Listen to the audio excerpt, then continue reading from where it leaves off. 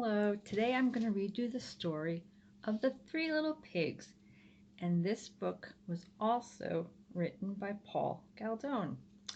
And it's again a very old story, and there are several different ways to tell it.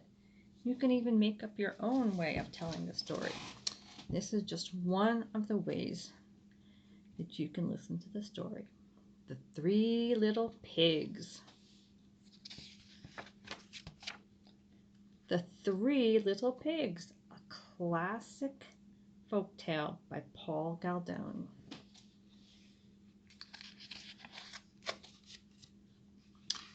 Once upon a time,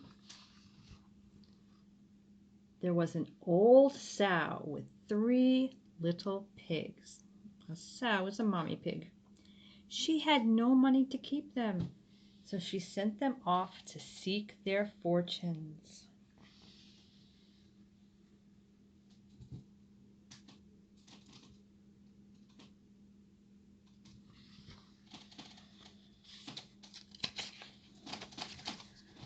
The first little pig met a man carrying a bundle of straw and said to him, "Please, man, give me that straw to build me a house."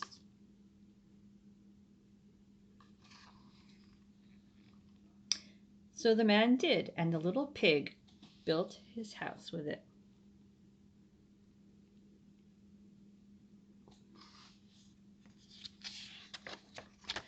Along came a wolf.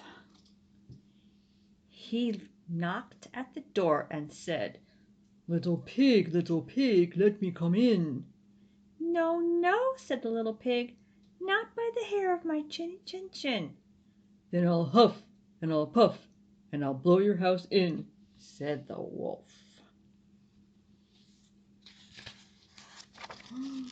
So the wolf huffed and he puffed and he huffed and he puffed and he blew the house in, and he ate up the first little pig.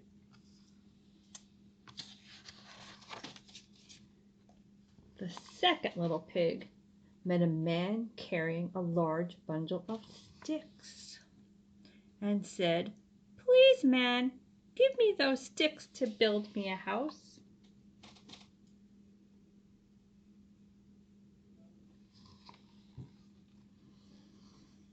So the man did, and the little pig built his house with the sticks.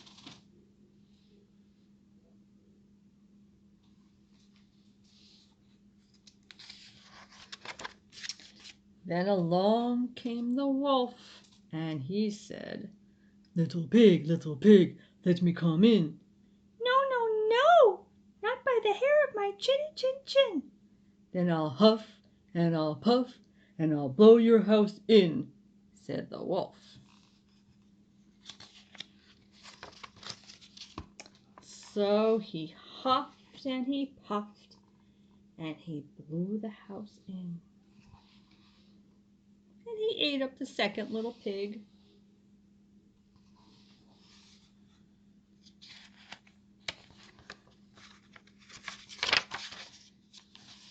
The third little pig met a man with a load full of bricks, and he said, "Please, man, give me those bricks to build me a house." So the man did, and the little pig built his house with them.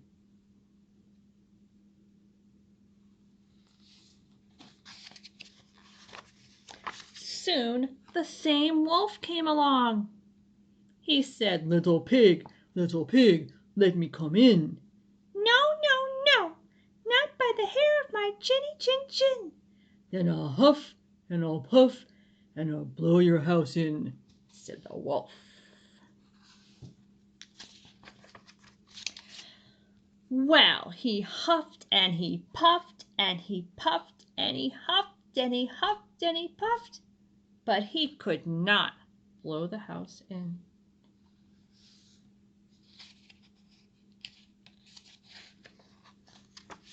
At last the wolf stopped huffing and puffing and said, little pig, I know where there is a nice field of turnips."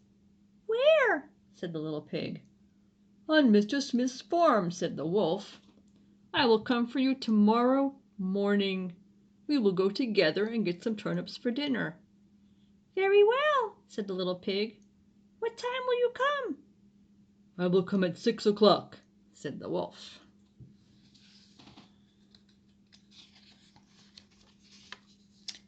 Well, the little pig got up at 5 o'clock.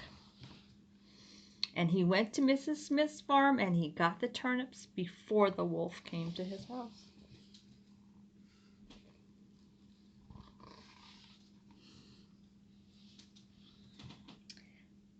"Little pig, are you ready?" asked the wolf. The little pig said, "Ready?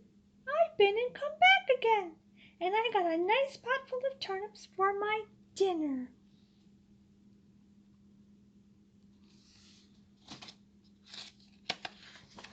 The wolf was very angry, but then he thought of another way to capture the little pig, so he said, "Little pig, I know where there's a nice apple tree." "Where?" said the little pig. "Down at Mary Gardens," replied the wolf. "I will come for you at 5 o'clock tomorrow morning, and we will get some apples."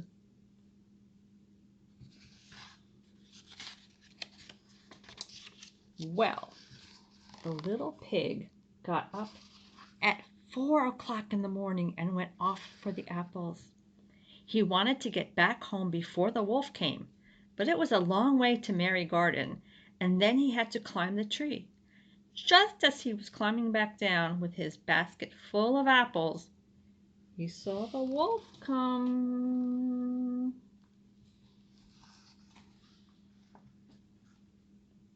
"Little pig," the wolf said, "you got here before me. Are the apples nice?"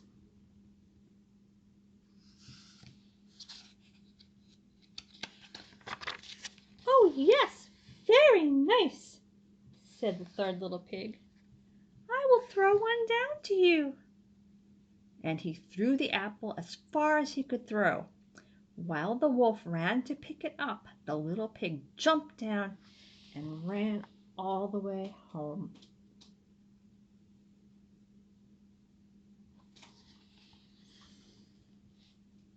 The next day the wolf came back again and said to the little pig, "Little pig, there is a fair at Shanklin this afternoon. Would you like to go?" "Oh, yes," said the little pig. "When will you come to get me?" "At 3 o'clock," said the wolf. Well, the little pig went off at 2 o'clock. He bought a butter churn at the fair. He was going home with it when he saw the wolf coming. The little pig jumped into the butter churn to hide. The churn fell over and rolled down the hill with the little pig in it. This frightened the wolf so much that he turned around and ran home.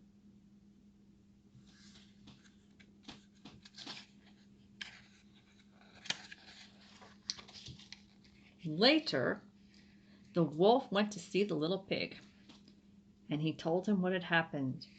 "A great round thing came rolling down the hill right at me," the wolf said.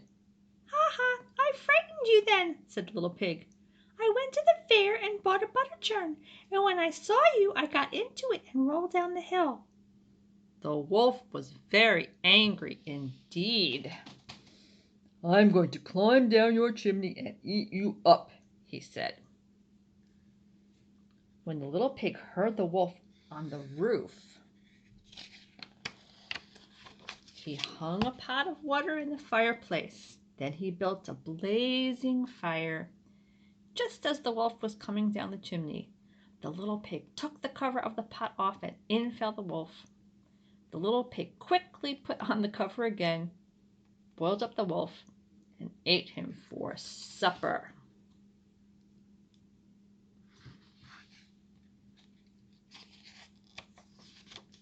And the little pig lived happily ever afterwards.